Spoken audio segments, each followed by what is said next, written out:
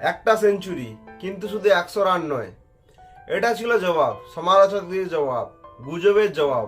আর যারা বলছিল রোহিত শর্মার সময় শেষ, তাদের মুখে সপাটে একটা উত্তর। কিন্তু আফসোস, আফসোস রোহিত জিতলেন, ভারত হারলো।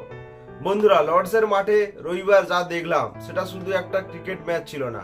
এটা ছিল একদিকে একজন কিংবদন্তি লড়াই, আর অন্যদিকে একটা দলের ব্যর্থতার গল্প। কয়েকদিন ধরেই চারদিকে একটা কথাই ঘুরছিল, এটাই নাকি রোহিত শর্মার শেষ ম্যাচ। বারবার বলা হচ্ছিল তিনি নাকি আর দলে থাকবেন না।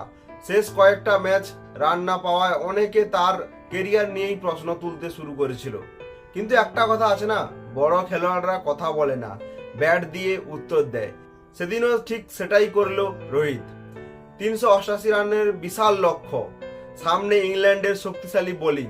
এমন পরিস্থিতিতে শুরু থেকেই ইতিবাচক ব্যাটিং করলেন। কোনো ভয় নেই, কোনো দ্বিধা নেই। ধীরে ধীরে ইনিংস গড়লেন, তারপর হাত দিয়ে মারতে শুরু করলেন, আর শেষ করলেন 110 বলে দুর্দান্ত 138 রান। এই সেঞ্চুরি শুধু আরেকটা শতরান নয়, এটা ইনিংসের সঙ্গে জুড়ে গেল একাধিক রেকর্ড। ভারতের হয়ে সবচেয়ে বেশি বয়সে আন্তর্জাতিক সেঞ্চুরি করার রেকর্ড এখনো রোহিতের। ইংল্যান্ডের মাটিতে এটা তার 8ম শতরান। আর সবচেয়ে বড় কথা, লর্ডসের মাঠে জাতীয় হিসেবে প্রথম সেঞ্চুরি করলেন তিনি। মানে ইতিহাসের পাতায় নিজের নাম আরো একবার লিখে। কিন্তু এখানেই গল্পটা শেষ নয়। ক্রিকেট তো একজনের খেলা নয়, এটা 11 জনের খেলা।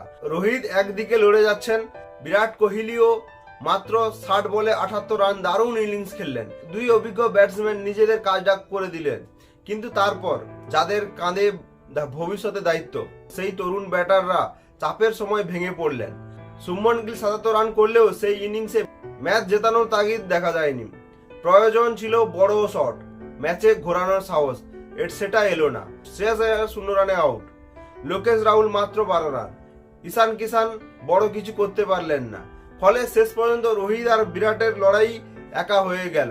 এবার একটু ইংল্যান্ডের কথাও বলি। টসে জিতে প্রথম ব্যাট করে তারা তুলে 387 রান। ওপেনার বেন ডাকেট করেন 141 রান, জ্যাকব বেথেল 91। তারপর জো রুট, জস বাটলার বড় ব্যাটিং ম্যাচটাকে ভারতের নাগালের বাইরে অনেকটা নিয়ে যায়। ভারতের বোলিংও খুব একটা ভালো ছিল না। প্রসিদ্ধ কৃষ্ণা ছাড়া প্রায় সবাই অনেক রান দিয়ে ফেললো। গম্ভীরের নতুন নতুন বোলিং পরীক্ষা আরও সফল হলো না। ফলে ব্যাটারদের সামনে পাহাড় সময় লক্ষ্য দাঁড়িয়ে গেল। রোহিত সেই পাহাড়ে উঠতে শুরু করছিলেন, বিরাটও পাশে ছিলেন, কিন্তু মাঝপথে বাকিরা হাত ছেড়ে দিলেন, আর সেখানেই ম্যাচটা বেরিয়ে গেল। তারপর থামলো 360 রানে, হেরে গেল 27 রানে। শুধু ম্যাচ নয়, 3 ম্যাচের সিরিজও হারলো 2-1 ব্যবধানে। আর সবচেয়ে চিন্তার বিষয়, এটা ভারতের টানা 3য় সাদা বলের সিরিজ হার।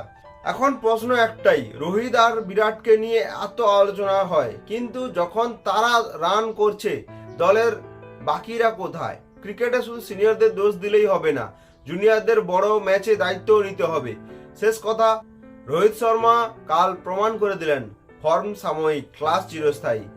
সমালোচনা থাকবে, প্রশ্ন উঠবে, কিন্তু যতদিন তার ব্যাট এভাবে কথা বলবে, ততদিন তাকে শেষ বলে দেওয়া খুব বড় ভুল হবে।